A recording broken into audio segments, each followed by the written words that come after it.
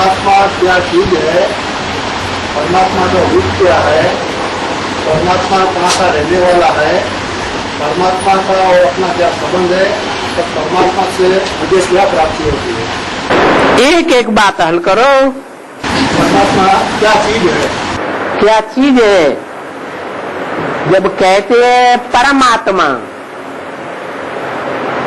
क्या कहते हैं? परमात्मा। सिर्फ परमात्मा ही कहते हैं या उससे पहले कुछ और भी कहते हैं? परमपिता भी कहते हैं,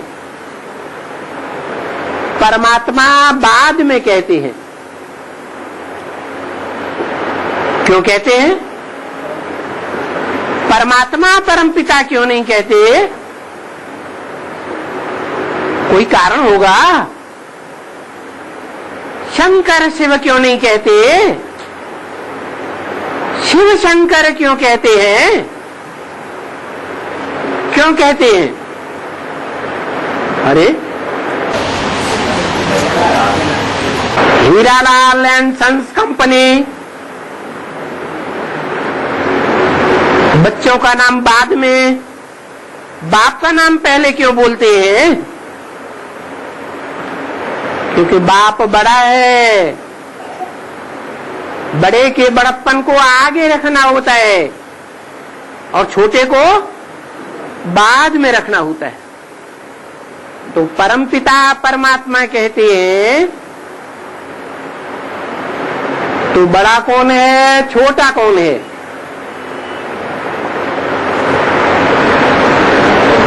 अरे परमपिता,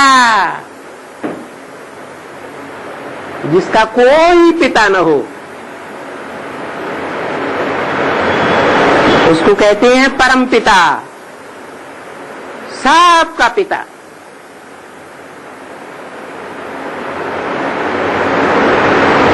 जो भी आत्माएं हैं सबका पिता।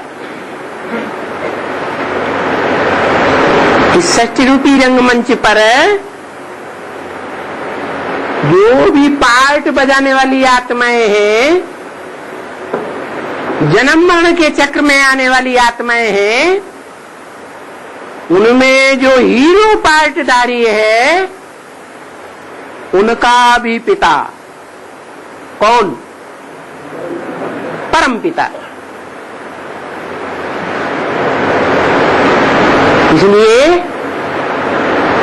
उसकी भेंट कोई आत्मा से नहीं की जा सकती, क्योंकि आत्माएं भोगी है और परमपिता अभोक्ता है। बाकी भोगी आत्माओं के बीच में जो सबसे पावरफुल है वो है परमात्मा। परम माने जितनी भी जन्म मरण के चक्र में आने वाली आत्माएं हैं उन सब से परे पे परे रहने वाला। कोई की पहुंच उसके क्रॉस को नहीं जा सकती।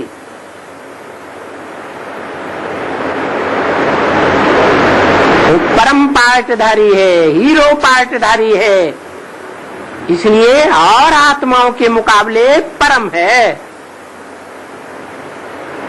जैसे कहते हैं गुड बेटर बेस्ट, बेस्ट से ऊपर तो कोई होता ही नहीं, और बेस्ट तो एक ही होगा या दो होंगे? एक। तो वो है परमात्मा, जिसका नाम, जिसका टाइटल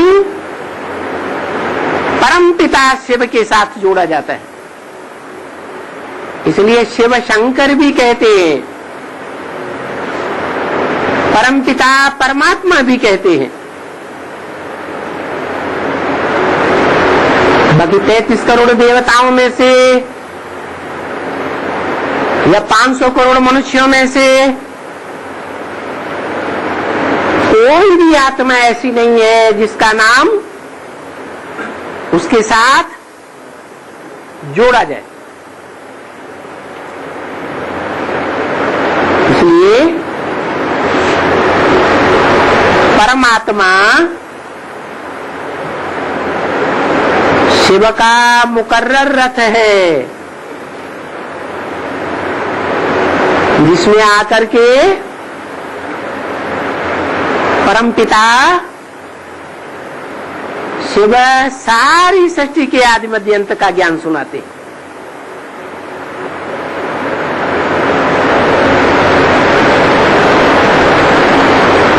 तो परमात्मा साकार हुआ या निराकार हुआ? साकार हुआ, लेकिन परमात्मा के रूप में जिसका नाम, जिसका टाइटल शिव के साथ जोड़ा जाए, वो तभी संभव है जब बाप समान स्टेज को प्राप्त कर ले। बाप का विरुद्ध है, शिव का विरुद्ध है कि मैं जब आता हूं तो तुम बच्चों को नंबरवार आप समान बना करके ले जाता हूं,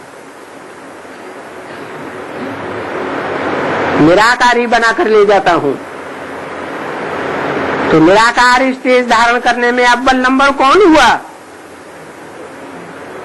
शंकर। और धर्म पिताएं भी निराकारी स्टेज वाले होते हैं, नंबरवार। क्राइस्ट के चेहरे को ध्यान से देखो, चेहरे से निराकारी स्टेज दिखाई पड़ती है या नहीं? बुद्ध को देखो, गुरु नानक को देखो, इब्राहिम तो बहुत पुराना है, पुराना होने के कारण उसका असली चित्र मिलता ही नहीं। वो भी बाप है, बाप बीज को कहा जाता है।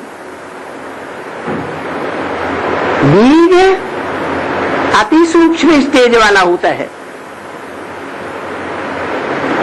बीज में सारा वृक्ष समाया हुआ है। जो क्राइस्ट रूपी धर्म पिता है, उसमें 200-250 जो क्रिश्चियन धर्म के पत्ते हैं, उनका सार भरा हुआ है। परंतु वो तो धर्म पिताएं हैं, मानवीय धर्म पिताएं हैं, वो देवता नहीं बनते हैं।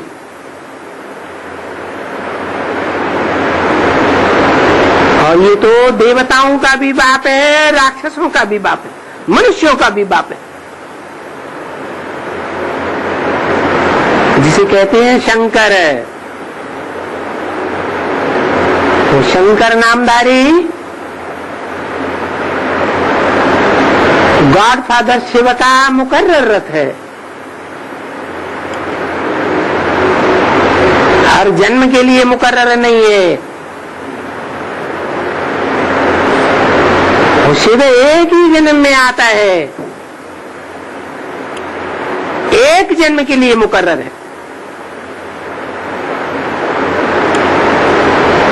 तो जो मुकर्रर रथधारी है वो ही परमात्मा है। और दूसरा प्रश्न, और रूप क्या है? परमात्मा का, ये परमपिता का। परमात्मा परमपिता को छोड़ दिया, नंबर 2 में लटक गए है।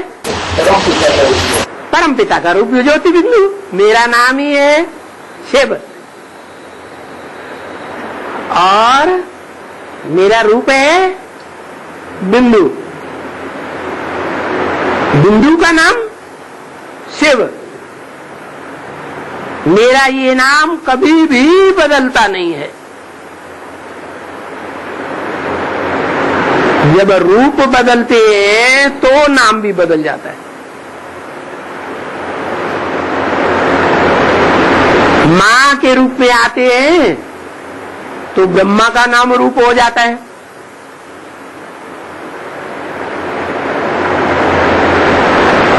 बाप तो एक ही होता है। बाप के रूप में आते हैं तो प्रजापति प्रजापिता कहा जाता है, देवों का देव महादेव कहा जाता है।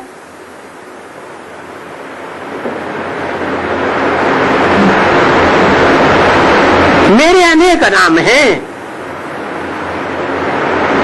परंतु वो असली है या नकली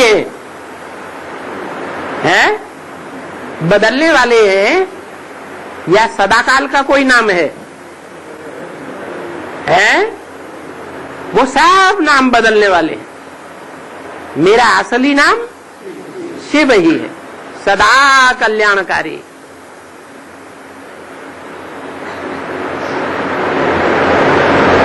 कोई भी टेम्परेरी रथ में प्रवेश करूंगा, प्रवेश करके जो भी पार्ट बजाऊंगा, कल्याणकारी पार्ट बजाऊंगा या कल्याणकारी बजाऊंगा? कल्याणकारी ही हो।